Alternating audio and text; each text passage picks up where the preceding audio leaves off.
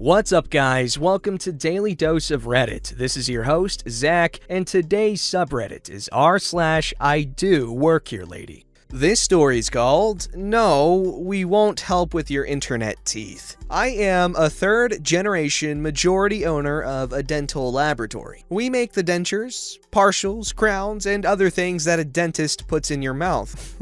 Not everything. I'm a grown man, 40, with a full beard. Yeah, they don't make fingers. I don't know if you've noticed, but there's this virus going around currently, and our industry is all but shut down. This last week, I had to lay off the majority of my staff, and it was painful. So Thursday afternoon, I grabbed some beers for the remaining staff, and we drank a few while we did stuff. Due to our near shutdown, I'm in jeans and a college tee. Our business is not public facing. We don't even have a real sign, just an awning with the business initials. It's not in a shopping center, just a building somewhere off the main road. This is the scenario Thursday when Karen walks in. She immediately dumps her bag on the receiving bench as I'm getting up from my bench and walk over. Hey, I need y'all to help me. Now, occasionally a person is sent to us for a repair from a local clinic to get something done faster. Sometimes we even have to accept a prosthetic straight from someone's mouth. This is what I'm expecting. Karen pulls a box with that uniquely Chinese blue-yellow gradient packaging and lettering from her purse. I know something is weird immediately. I ordered these teeth online and it says you just need to put them in warm water, but I can't figure it out. Yes. Karen has fallen for some ad on Facebook or somewhere for a new smile at home for only $25. The package inside the box she pulled out even has a fake logo on it from a reputable manufacturer. I will refer to said brand as Quick Teeth to avoid sullying their name. You might even know it. I still haven't said a word. She's still talking. It's Quick Teeth. Do you know Quick Teeth? At this, she opens the box and the most garishly bad bright white monstrosity emerges. It's the same material as those fake vampire teeth we had as kids. It's bad. Yes, ma'am, I know Quick Teeth. We actually sell Quick Teeth. Those aren't Quick Teeth. Oh, they're not? Well, I got a really good deal on them.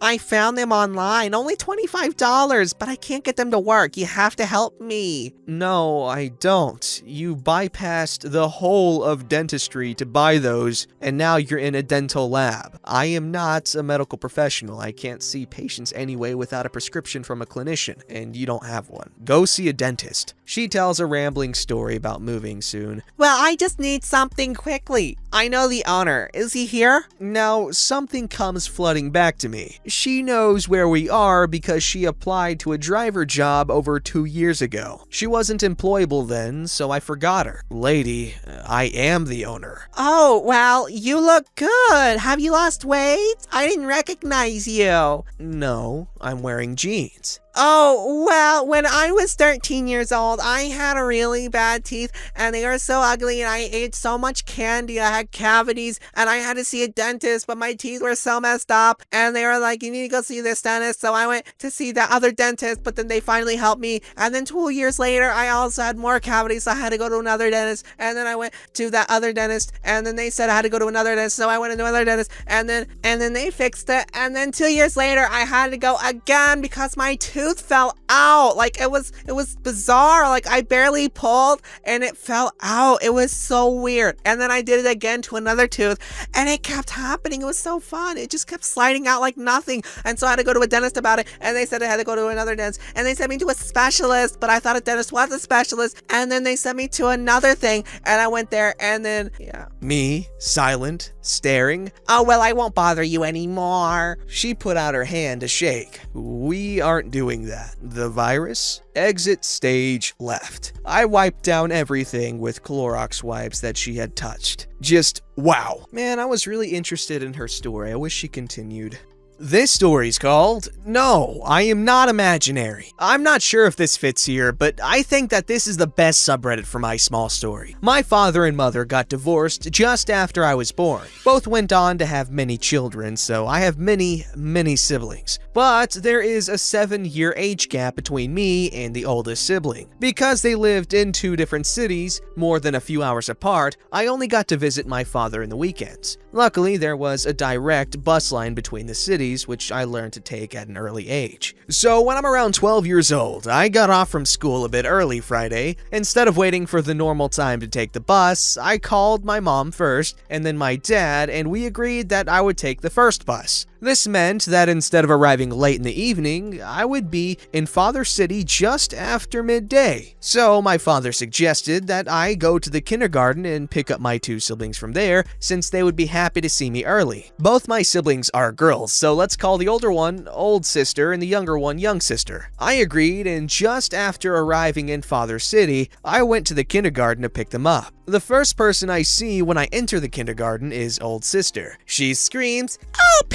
I love you!" and runs over and gives me a big hug. And I tell her I'm there to pick her up and young sister. So old sister ran over to get young sister while I start packing their stuff up. Then one of the pedagogues that works at the kindergarten comes out and asks me, "Are you OP and older sibling to old sister and young sister?" I say, "Yes, that is me." She quickly turns around and goes away, but a few moments later, another pedagogue arrives and we have a quick conversation that goes something like this. "So, you are OP? Older sibling to old sister and young sister?" "Yes, that is me." "It is so crazy that you are real, that you're not imaginary." Our conversation is cut short by the arrival of my 2 siblings and all the pedagogues at the kindergarten. They look at me, compare me to my younger siblings, and talk about how amazing it is that I am not imaginary. It turns out that old sister and young sister talked about me quite often, but since the pedagogues had never seen me and my father and bonus mother had never told them about me, they kinda just assumed that I was like an imaginary friend, an older sibling imagined by my sisters. So they were rather surprised when I showed up in flesh. Man, that's kinda screwed up. Why would they think that they're making up their older...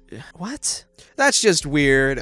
Usually if a kid tells you that they have... I guess kids can lie about having an older sibling if everyone else around them has an older sibling and they just kind of like want to fit in. But still, I don't know. I guess my point is you should probably believe your students if they say they have an older sibling and then just give them the benefit of the doubt. Man, that's what teachers should do.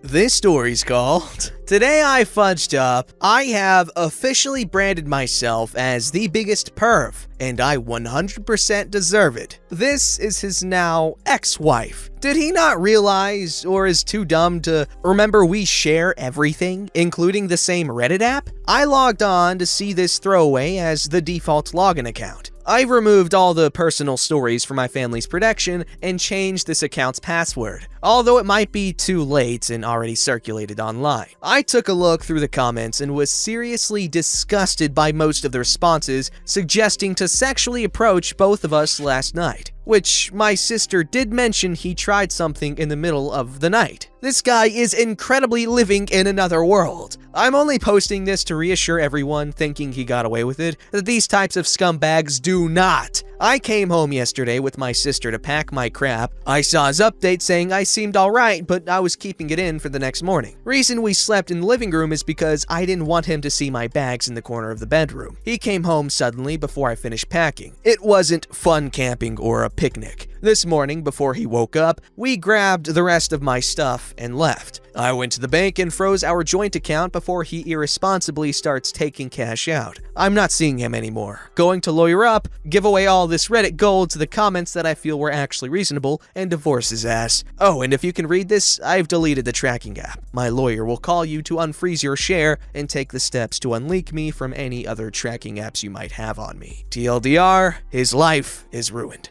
This story's called, Today I Fudged Up by thinking a woman was a boy and groping her boob. Kinda not safe for work, though it happened at work. Obligatory, this happened a little over a year ago, and throwaway because I don't want people on my main account to know what I do for a living. So I work for the TSA. Sorry, that's funny. Not because it's a funny job, but it's just I'm ashamed to be a TSA agent. Anyway, so I work for the TSA, and I have for a few years now. It's a good job overall. I'm underpaid, but the benefits are nice, and I get overtime when I want it. A little over a year ago, during the week leading up to Christmas, we had some really bad weather that delayed all the flights. I volunteered to stay late so that my coworkers could go home to their families. Most of the work was done anyway, so it was mostly just standing around waiting for the odd latecomer. I was working the AIT, the space tube thingy, when 3 passengers came up together, a middle-aged man, a middle-aged woman, and a teenage boy. I figure it's a family traveling together for the holidays, and go about my work. Mom goes through, all is fine. Dad goes through, all is fine. Kid comes up, I get a good look at him. Hoodie, sweatpants, shortish hair, smooth face. I figure he's about 13, maybe 14. I hit the button, direct him to wait with me for a moment, and then gesture to the screen, which lit up on the chest area. I tell him that I have to pat that area down. He's a little nervous. I figure that because he's so young, this is probably his first time getting a pat down.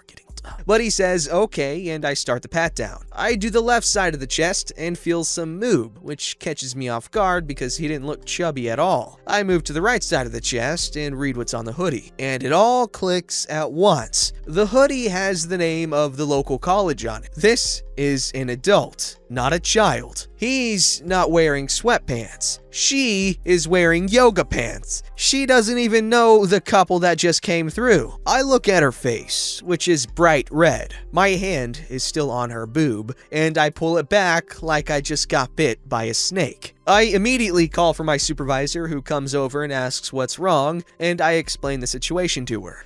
My supervisor covers her mouth, and at first I thought she was absolutely mortified, but then I realized she's trying not to laugh. She takes a minute to pull herself together, tells me to go take a break, and finishes the screening herself. Once that was done, I apologize to the passenger. She tells me that it's fine, that it wasn't the first time she was mistaken for a boy, and she probably should have said something before I started touching her. I leave her alone and go talk to my supervisor to figure out exactly how fired I am. She tells me to calm down, that it was an honest mistake, and that she has my back if the passenger files an official complaint, but that probably won't happen, and I shouldn't be worried. That reassured me for a while, but I still groped a woman and ruined Christmas, so I feel like an absolute monster. I swallow my shame and finish my shift, and then I go into the airport proper to find some food because I just finished a 12-hour shift and there's no way I have the energy to cook. I saw my hapless victim sitting at her gate waiting for her flight. I went up to her again to apologize and saw that the flight had been delayed until morning. It was about 11 at night. I apologize again. She says it's fine, and I ask her if she's planning to stay the whole night. She says she has to. All the hotels in the area are booked. I tell her that I'm getting some dinner and offer to get her some food as well.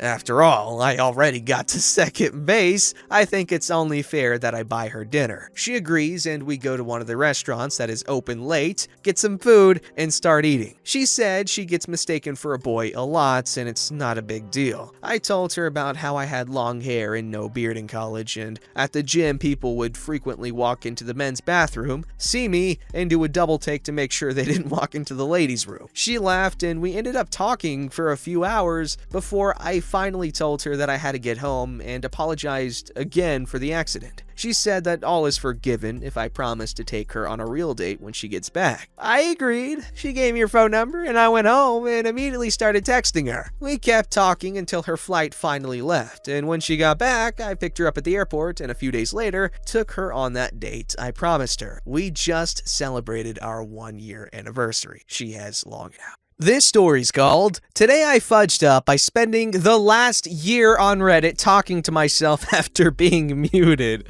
Today was the day I realized I messed up by not realizing sooner and just thinking my content was crap. For the last 12 months, I've been commenting on people's posts. I've created my own posts. I haven't had a single upvote or reply to anything. My karma has been at 885 for as long as I can remember, so I just figured I wasn't very interesting. Still likely true. Last month, I started to try and see my own posts through guest accounts and figured out they weren't showing. I could still clearly see my comments and posts on my account. Anyway, I finally mailed the help team and found out my IP was accidentally mixed in with some action to take out spammers. If you can see this, it's all sorted now, and if you can't, I'm still in my own little Truman Show. If you're procrastinating, and let's face it, you are, feel free to go through my post history and verify the lack of any human engagement. Edit, so I've gone from Castaway to a full room of people handing me little arrows. Wilson and I thank you.